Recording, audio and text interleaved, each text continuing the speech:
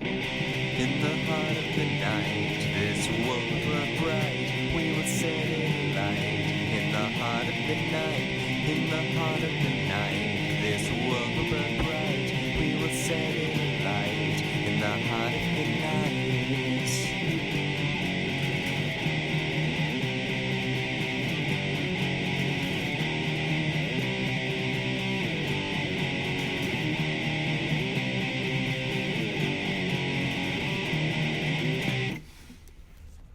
Hello everyone, I am Anthropomantic Fiend, and I do horror-related things on the internet. I hope everybody out there is surviving quarantine as best as they can, and that my videos are entertaining you as best as I can. Today I'm going to be reviewing the movie Don't Look in the Basement. And the movie just flat out tells you, don't look in the basement. So what do? They look in the basement, because if they didn't, we wouldn't have a movie. This movie came out in 1973, and it was actually originally titled The Forgotten, but they changed the title to Don't Look in the Basement, which is obviously gonna grab a lot more ears and get a lot more people's attention. I think The Forgotten's a more fitting title, but Don't Look in the Basement is a lot more fun. This movie is notable for being released to a lot of drive-ins as a double feature with Last House on the Left, and also being on the very extensive Video Nasties list. Essentially, the plot of this movie is that there is a doctor, Dr. Stevens, who runs a sanitarium. One day, one of his patients is chopping wood, and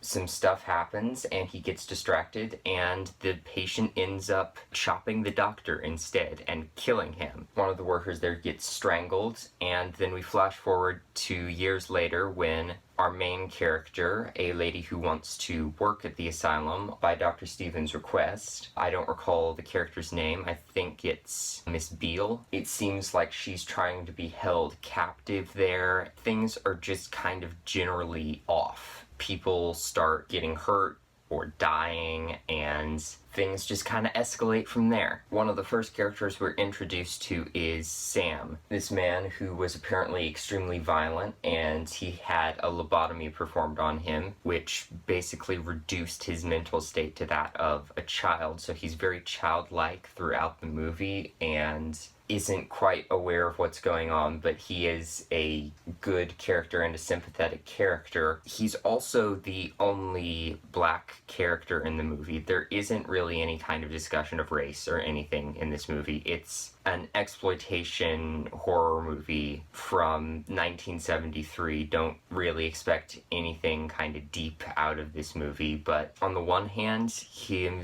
being the only black character and being this kind of mentally childlike character feels kind of demeaning and bad, but he's also in some ways the hero of the movie. And I actually did a little bit of research following watching this movie, and I found an article that goes more into depth about sort of the pros and cons of the character of Sam, and talks about it a lot better than me, so I'm going to try to link that below. Don't expect a particularly good portrayal of mental illness in this movie either, but even taking that into consideration, all of the characters are just really over-the-top, screamy caricatures. You've got Sam, who's extremely childlike. You've got the judge, who basically just talks in law speech all the time. Literally, when handing someone a shirt to put on, he's just like, here, examine the evidence. You've got the sergeant, who was actually a sergeant at one point and has some trauma that is based in the war, and he still thinks he's in the war. Everybody's got their own thing, and there's a bunch of them, either underdeveloped and I have no idea what their character is supposed to be, or they're just very one note. So they're all caricatures. Some of them are fun sometimes. Most of them are just very screamy and annoying, and I didn't really care for any of them. I did feel for some of them sometimes, but most of the time it was just like, okay, we get it. That's your character. So stop yelling now. The whole movie is a lot of yelling for the most part. Visually, don't expect anything great. It's a lot of very hard, bland lighting, nothing interesting happening lighting-wise. The sets and costumes are very generic. There's some okay, interesting cinematography sometimes, some cool sort of POV shots, a little bit of style there, but nothing truly remarkable. I honestly thought before I did my whole research into the history of this movie, looking at it, at first I was like, this feels like a made-for-TV movie again, but like with Night Train to Terror, looking at it again, there's a lot of gore and nudity in it. They couldn't have shown this on TV. But the fact that it has that quality to it is not good. Story-wise, there's the skeleton of something good and interesting here. There's this sort of fight between a doctor, the worker who's just come in, Miss Beale. The new doctor, by the way, is Dr. Masters, which is not subtle at all. Her, Miss Beale, and all of the inmates of the asylum, and they're all kind of fighting for control. All of them kind of have their own personal demons, and it had some potential, but the production values are garbage. The characters are really, really flat, and I got sick of them after a while. There are some decent gore effects in this movie, but they're kind of scattered until the end, which is very bloody, but again, they don't really show you much if you're into that sort of thing, and they're just not all that quality anyway. The one thing I did really like was the twist at the end, which actually took me by surprise, but afterwards it just made me wish that twist had gone with a better movie. There are just some kind of goofy, fun moments in the movie. There is a point that is kind of the goofy highlight of the film for me in terms of cheesy stuff, which is when the phone man comes in to put in the phone and just kind of blunders in and has no idea what he's doing and is just like, I was told the phone wire was cut because the phone line is cut and I need to come in and fix the phone. He is talking to the inmates, which he shouldn't be doing. He's really oblivious to what's going on, and then at one point he basically says, your phone is out.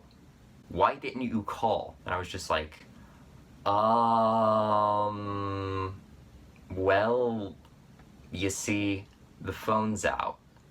So that whole bit was entertaining, and this movie did have some moments that could have been kind of a fun, cheesy, so bad it's good, but it ended up leaning over into just being annoying. And when a movie just has this many kind of in-your-face characters, it can lean one way or the other. It wound up being annoying. The music is pretty unremarkable. Again, it felt like a made-for-TV movie. There's some kind of spooky harpsichord-y stuff and some wind instruments that made it sound like the soundtrack to It's the Great Pumpkin Charlie Brown, and not in a good way, because I liked the soundtrack to that movie. This stuff was generic and didn't feel like it actually fit with the movie, but this movie has the skeleton of something good to it, but it's really just okay, I guess. I probably wouldn't watch it again. It has this history as a video nasty, as being this exploitation double feature with Last House on the Left, and I've read some positive reviews on it. I think some people might like it. It has some moments and the skeleton of something good, but overall, the acting is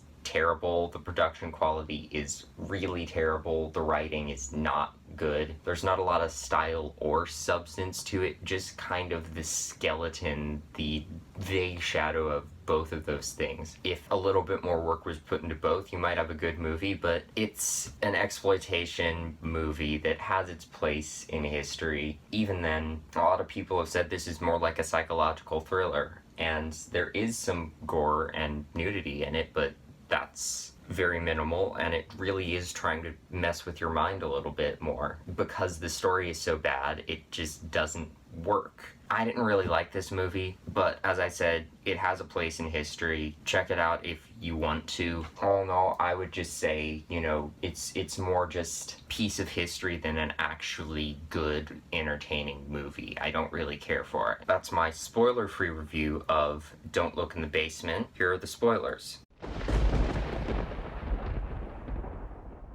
The whole big twist at the end of the movie is that Dr. Masters is this tyrant holding everyone prisoner there, which is pretty clear from the outset. Then it kind of doubles down on that and brought something to the table that I didn't expect, which is that Dr. Masters is also actually a patient at the asylum. She snapped a while back because she couldn't save one of her patients, but she's like, now I can save everyone. And once we find that out, she stops acting quite like the stern doctor and a little bit more crazy, so it didn't really work acting-wise there. It was a cool idea. Wish it had been better executed. They end up telling Miss Beale that she is actually also a patient in the asylum, which by the end of the movie, is she or isn't she? I don't know, but it had sort of this Cabinet of Dr. Caligari, everybody's actually crazy sort of twist ending, which, again, cool idea, but Cabinet of Dr. Caligari did that back in, 1919, and much better. And then at the very end, we get a ending where Dr. Masters is like, I'm in charge here, and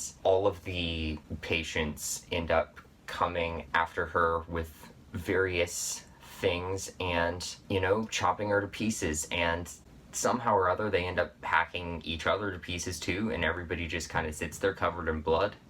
And we actually get some really cool looking, dark, melancholic, artsy shots of everybody covered in blood, which I liked. There's one of the characters who has sort of been nursing this baby doll, saying it's actually her baby for the whole movie, and she's just kind of sitting there covered in blood with her baby doll. That was a really, really nice shot, actually, but I wish it had been in a better movie, like with everything here. Miss Beale ends up running away, and Sam, who has been getting popsicles and eating them throughout the movie, goes to the refrigerator, gets a popsicle drenched in blood, and just sort of sits there crying. And I was just kind of like, this would be so good in a better movie. Thank God this movie is over. And that's, again, kind of my consensus on the movie. I wish everything that was good about this movie was in a better movie, because overall I just didn't like it. It was not an enjoyable experience. It is problematic by today's standards, but it's a 70s exploitation movie. I wasn't really expecting anything too particularly deep out of it. It has its moments, but they are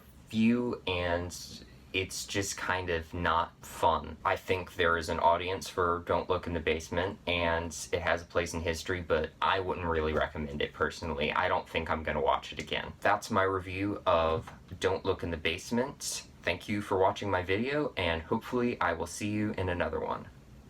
Bye!